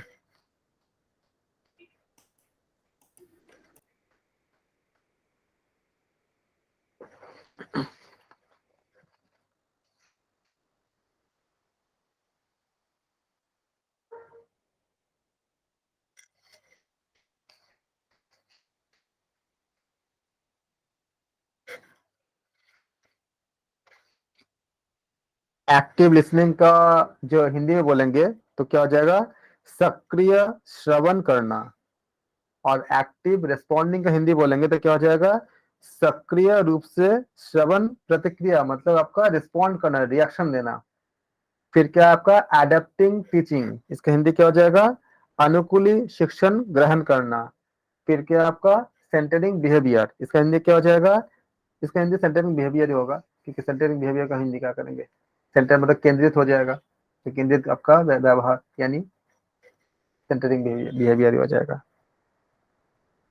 तो सक्रिय श्रवण क्या होती है, सक्रिय श्रवण करना वो एक ऐसा प्रोसेस होता है जिसमें श्रोता वक्ता को सुने गए संदेश और जो उसको मैसेज बोलता है उस मैसेज के आधार पे अपना रिएक्शन देता है। यानी कि सुने गए संदेश के आधार पर उसको क्या करता है, संप्रेषित करता है, यानी कि उसको रिएक्शन देता है, जवाब देता है। और एक्टिव वो रिस्पॉन्डिंग होगा। हाँ, और वो फीडबैक देता है, यानी कि प्रतिपुष्टि प्रदान करता है और उसको बताता है कि उसका किस तरह से या किस प्रकार से, मतलब आपका प्रतिक्रिया या उसके बातों का जो है रिस्पॉन्ड किया जा रहा है, उसको रिस्पेक्ट किया जा रहा है, या जो भी उसका जो रिएक्शन, जो भी बात बोलेंगे उसका आधार पे।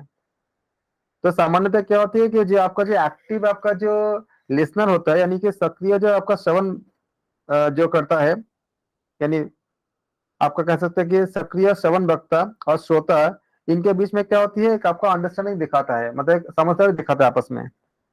इससे क्या होता है कि श्रोता का जो ध्यान होती है, श्रोता के ध्यान से वक्ता के यानी जो स्पीकर्स होते हैं उनके संदेश को, उनके मैसेज को सुन करके वो उसका सही तरह से रिएक्शन यानी प्रतिक्रिया दे पाते हैं। तो क्या हो जाएगा आपका आंसर, ऑप्शन ए सही हो जाएगा। सर भी समझा दें एक बार, एक्टिव रिस्पॉन्डिंग।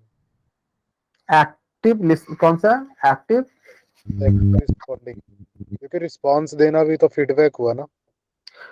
हाँ फीडबैक, हाँ वही तो बता रहा हूँ कि आपका जो मतलब फीडबैक आप कब दोगे, जब आप उसको सुनोगे, सुनने के बाद आप उसको दोगे ना, रिस्पॉन्स दोगे ना। वो समझ गया सर, एक्टिव लिसनिंग की अगर हम जब तक सुनेंगे नहीं सर तब तक फीडबैक नहीं दे सकते हैं। हाँ सही है। हाँ, एक्टिव रिस्पॉन्डिंग क्या होगा उसका भी एक एक्टिव रिस्पॉन्डिंग ये हो जाएगा जैसे आपने कुछ सुना और सुनने के बाद आपने उसका एनालिसिस किया। हम जो डिस्कशन नहीं होती पैनल पे, एक टॉपिक को किसी ने रखा कि जैसे मान लो कि क्या हमारे देश में अभी रोजगार या एम्प्लॉयमेंट की स्थिति क्या है, या हमारी इकोनॉमी क्या है, कैसे हमें ऊपर जा रही नीचे जा रही है, अगर कोई किसी ने बात रखा, अब उसके ऊपर किसी ने रीजन दिया, एक व्याख्यान दिया कि मान लो सत्ता पक्ष ने बोला कि हमारा इकोनॉमी का स्थिति ऐसी ऐसी है और दुनिया का इकोनॉमी ऐसे जा रही है, इससे हमारा स्थिति ऐसे अच्छा या बुरा जो भी उन्होंने अपने बात रखा। अब इसके बाद जो आपका जो लिसनर है वो उनको सुनेंगे और सुनने के बाद उसका एक्टिव रिस्पॉन्ड करेंगे। जरूरी नहीं कि सबका एक ही आपका मतलब राय होगा।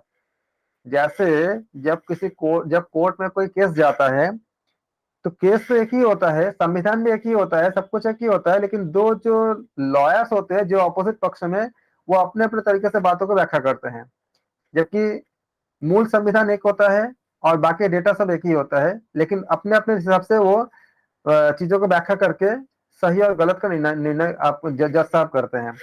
तो सेम तरह से जो ये क्या होता है आपका रिस्पॉन्डिंग, जज साहब रिस्पॉन्ड कब करेंगे, जब उन्होंने पूरा केस को सुनेंगे। तो वो पहले क्या होगा आपका एक्टिव लिसनिंग हो गया। जैसे आप अगर एक टीचर ने मान लीजिए कि स्टूडेंट के बात को सुने, 3-4 स्टूडेंट है उनके बातों को सुने, उसके बाद टीचर ने रिएक्ट किए कि ये सही है, ऐसा ऐसा, ये गलत है, ये सही नहीं है तो क्यों नहीं सही है, क्यों सही नहीं है, और सही है तो मोस्ट अप्रोप्रिएट कौन सी सही है।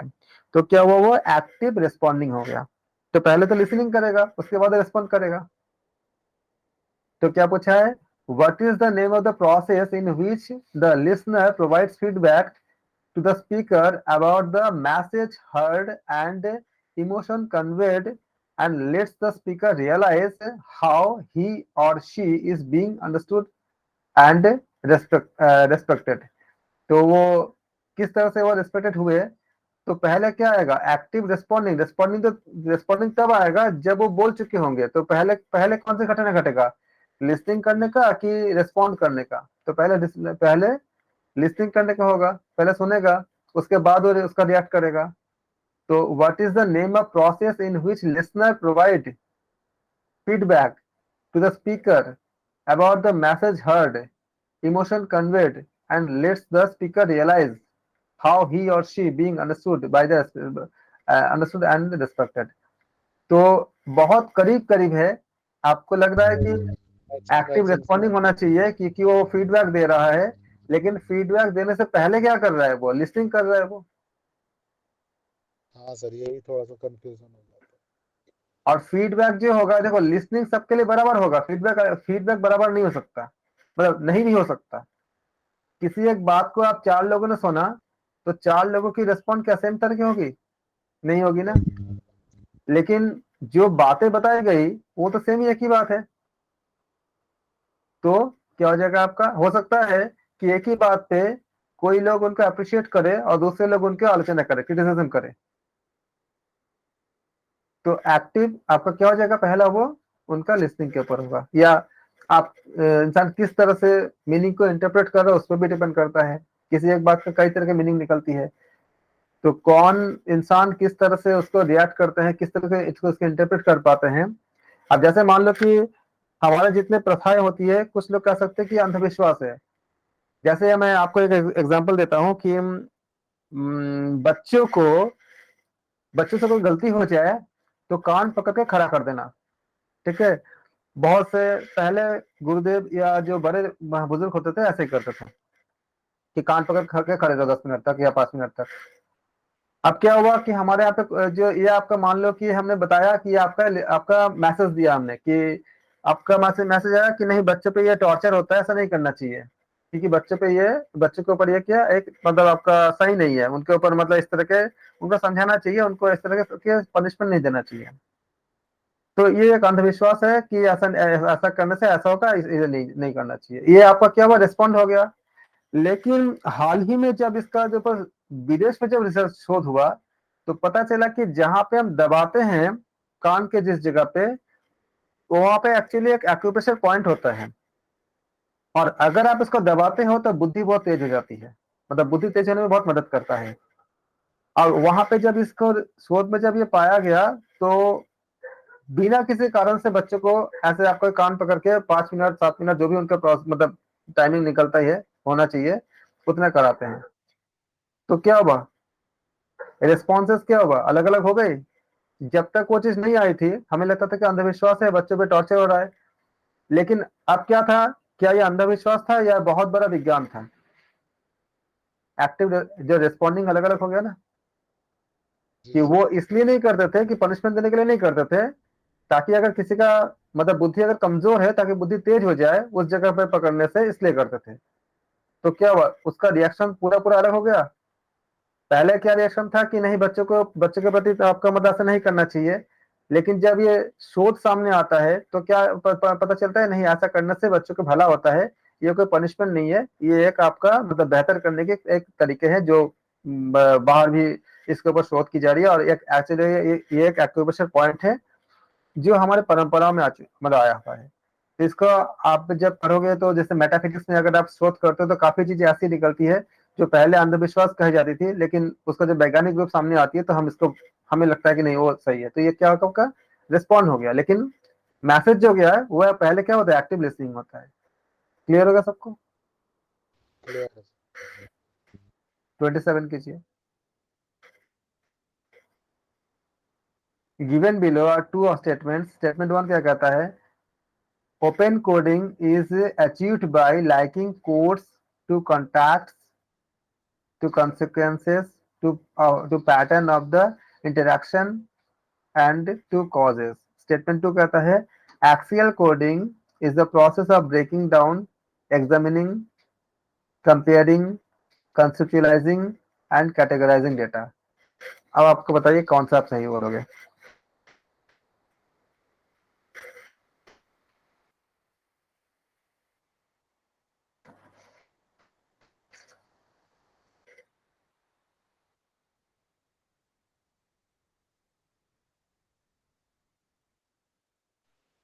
कोडिंग वाला मैंने पढ़ा नहीं है इसलिए। ओपन कोडिंग जो होता है ये आपको अचीव की जाती है आपका सेगमेंट डेटा के साथ, जो आपको मीनिंगफुल एक्सप्रेशन देता है और ये डिस्क्राइबिंग करता है कि एक सिंगल वर्ड के रूप में, एक शॉर्ट सीक्वेंस के आप वर्ड के रूप में, इसका हम लोग कहते हैं ओपन कोडिंग कहते हैं। ओपन कोडिंग का आपका एम होता है कि डेवलप करने के लिए एक सब्सटेंशियल कोड्स को जो डिस्क्राइब करता हो, नेमिंग या क्लासिफाई करने के लिए, या किसी जो घटना घटी है एक पर्टिकुलर आपका सिचुएशन के अंदर, उसको हम कंसिडर करके उसको हम एक्सप्लेन करते हैं। और जो एक्सियल कोडिंग होती है ये आपको एक क्वालिटेटिव रिसर्च में काम करते हैं। आप जानते हो कि क्वालिटेटिव और क्वांटिटेटिव दो तरह के हम शोध के बारे में मैं बात करते हैं, क्वालिटेटिव मात्रात्मक। तो एक्सियल कोडिंग जो होती है ये आपका गुणात्मक शोध के लिए, यानी कि क्वालिटेटिव रिसर्च में एक टेक्निक होती है, इसमें इन्वॉल्व होता है रिलेटिंग डेटा, साथ साथ डेटा के साथ इनके ऑर्डर और इनके रिवेल कोड्स। मतलब कह सकते हो कि axial coding is a qualitative research techniques that involve relating data together in order to reveal codes, categories and subcategories ground within participants। जो आपका जो प्रतिभागी होते हैं उनके participants voice within one's collected data, जो डेटा आप कलेक्ट कर रहे हो उनके साथ। यानी कि हम कह सकते हैं कि एक्सियल जो कोडिंग होती है ये आपका प्रोसेस, ये आपका ऐसा प्रोसेस है, आप कह सकते हैं process of integrating categories and सब कैटेगरीज, जितना कैटेगरी है और जो सब कैटेगरी है इनको इंटीग्रेट करने के लिए, जोड़ने के लिए।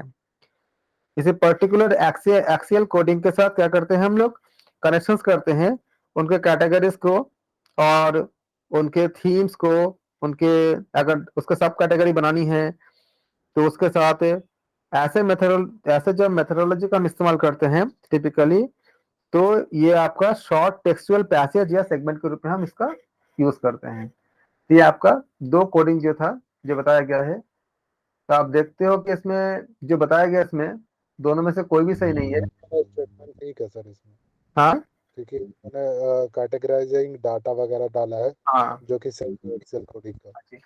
तो क्या होगा, ऑप्शन बी सही होगा। Both statement are incorrect.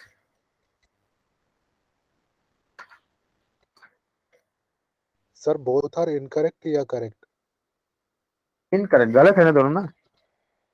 अच्छा ठीक है, हाँ जब- उसका वो आपने मात्रात्मक होता है, गुणात्मक बताया था।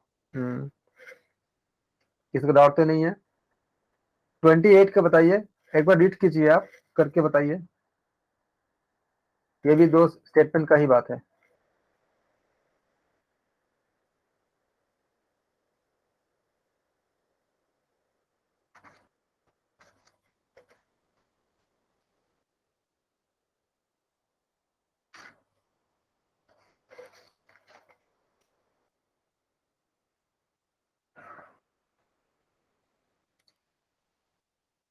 Communication reflects the dimension of power. होगा सर, कौन सा होगा? B sir. B for boy. जी। फिर से देखिए एक बार, क्या बोला है? Communication reflects the dimension of power. Second क्या बोला है? Power and unethical communication are strongly interrelated. तो पावर के साथ अनएथिकल कम्युनिकेशन कैसे इंटर रिलेटेड हो सकता है? अच्छा हाँ सर, यहाँ अनएथिकल दे दिया है, कम्युनिकेशन नहीं है सर। तो क्या होगा, ऑप्शन डी सही होगा। बी सही होगा, first second sir, first second गलत है। देखो आपको आता भी था, बस यहीं पे हम जो कॉल करते हैं कि आपको एक वर्ड, एक दो वर्ड थोड़ा सा दिक्कत कर देता है बीच में, बस बस बस इसी क्योंकि वर्ड को, कम्युनिकेशन ठीक था लेकिन अनएथिकल डाल दिया यहाँ। हाँ इसी को मुझे मतलब बार बार प्रैक्टिस कराते कराते आप लोगों को सही करनी है। ये जो वर्डिंग उनका पकड़ना, इनमें इनके आपके पास जितना नॉलेज है वो नॉलेज सफिशियंट है आपको क्रैक करने के लिए, लेकिन वो वर्ड को पकड़ना है। कम्युनिकेशन क्या होगा, अनएथिकल का मतलब? अनएथिकल मतलब जो जो आपका जो मतलब लीगल ना हो। अच्छा इलीगल हो गया फिर, हाँ ठीक है। 29 की बताइए क्या होगा?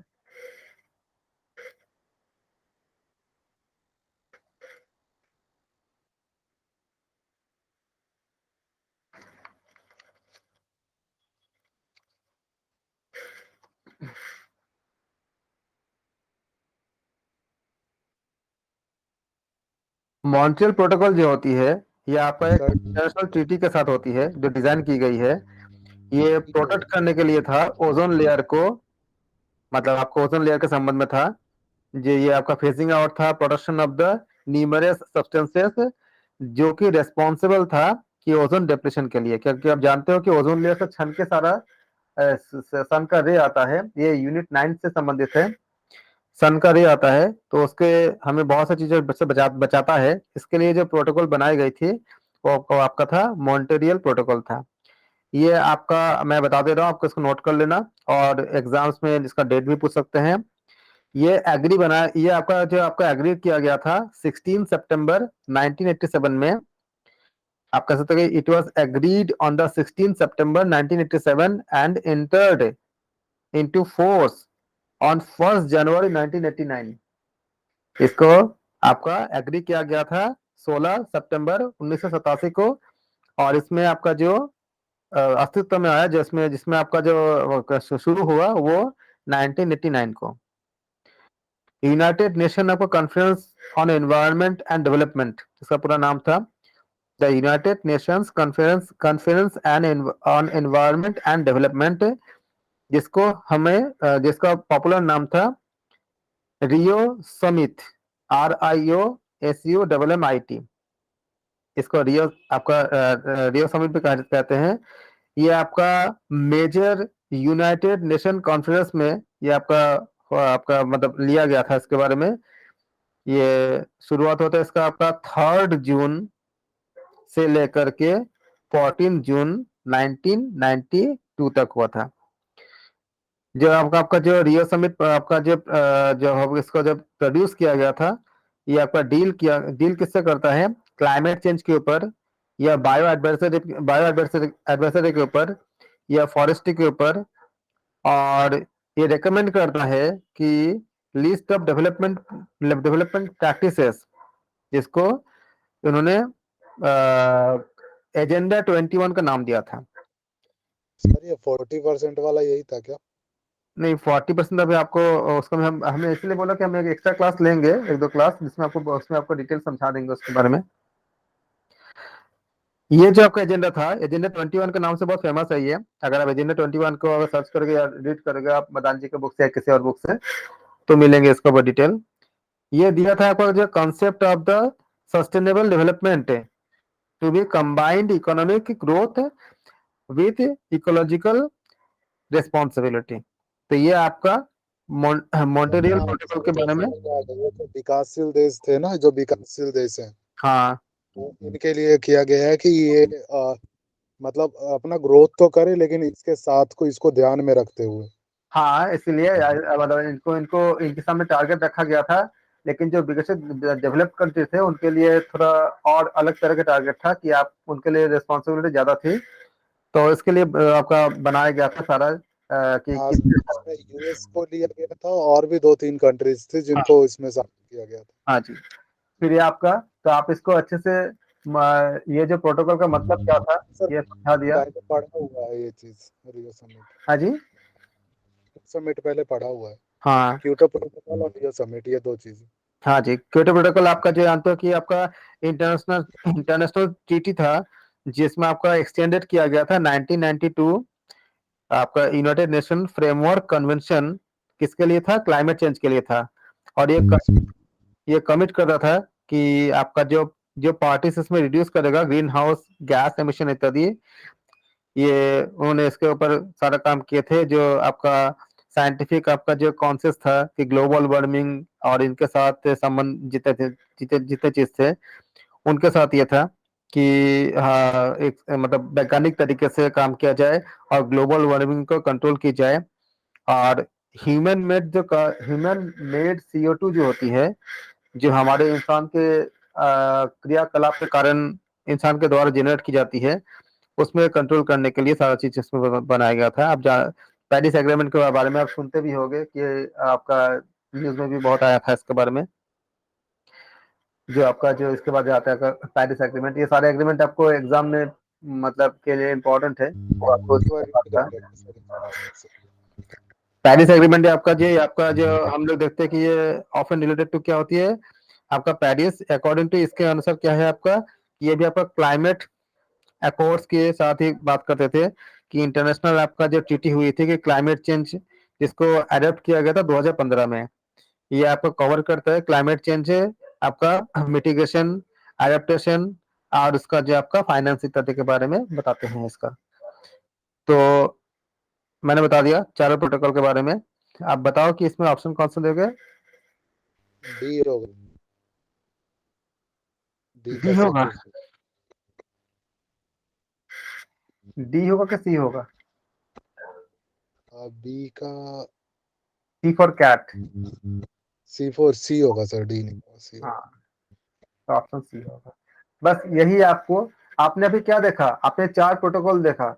मैंने क्या बोला, यूनिट 9 में है, आप यूनिट 9 को रीड करोगे अच्छे से पूरा, ऐसा हम तो बताऊंगा ही मैं, लेकिन आप सब जो लोग साथ में है यूनिट 9 को आप लोग रीड करोगे तो आपको आपको पता चला ना कि किस तरह के क्वेश्चन पूछे जाते हैं। डेट के साथ पूछे जाते हैं या उसके नाम के साथ पूछे जाते हैं, और आपको कैसे पूछेंगे, ऐसे लिस्ट बना देंगे और लिस्ट के साथ आपको पूछेंगे। अभी मैंने चारों का मैंने एक्सप्लेन कर दिया, तो आप देखते हो कि ए के साथ क्या मैच करेगा, ओजोन डिप्लेशन का मैच करेगा। बी के साथ क्या मैच करेगा, एनवायरमेंटल के लिए मैच करेगा। सी के साथ क्या मैच करेगा, को जो हमने क्योटो प्रोटोकॉल बोला हमने, reduces of green house effect के लिए मैच करेगा। और फिर पेरिस एग्रीमेंट के साथ क्या बचेगा, क्या मैच करेगा आपका, क्लाइमेट चेंज के लिए मैच करेगा। तो क्या होगा, ऑप्शन सी सही होगा। तो इस तरह से आपने देखा कि फायदा क्या हुआ कि आपके बाद जब आप पढ़ोगे, रीडिंग करोगे या स्टडी करोगे, तो आप जानते हो कि क्या आपको याद रखनी है उसका। जैसा कि अगर आपने पेरिस एग्रीमेंट पढ़ लिया, लंबा चौड़ा आपने पूरा थ्योरी पढ़ लिया, लेकिन मुद्दे की बात क्या थी, वो हेडिंग आपको खाली याद रखनी है कि किस वजह से किया गया था। ये पूछे जाते हैं कि अलग अलग जो प्रोटोकॉल है उसका उद्देश्य क्या था। आपको या तो डेट पूछेंगे या फिर उसका मोटो पूछेंगे, इसका उद्देश्य पूछेंगे। इस तरह से आप रेडी करोगे तो, और जैसे जैसे पेपर हम सॉल्व करते जाएंगे वैसे वैसे ये चीजें क्लियर होती जाएगी। देखिए, जानने के बाद भी गलती हुआ ना, आपने डी बताया था ना शायद, इसी चीज को सही हाँ करना सर, वो वाला वो उसकी वजह से हुआ। है। बस इसी को सही करनी है, एग्जाम में यही गलती होती है। और इसी को जैसे आप जैसे 4-5 पेपर कर लोगे ना तो ये गलती बहुत कम हो जाएगी। बाद में कर सकता हूँ। धन्यवाद, थैंक यू सो मच। हम अगले क्लास में इसके बाद से हम पेपर्स और आगे करेंगे। हम प्रार्थना कर लेते हैं। सर्वे भवन्तु सुखिनः, सर्वे सन्तु निरामया, सर्वे भद्राणि पश्यन्तु, मा कश्चित् दुःखं प्राप्नुयात्। ओम शांति, ओम शांति, ओम शांति।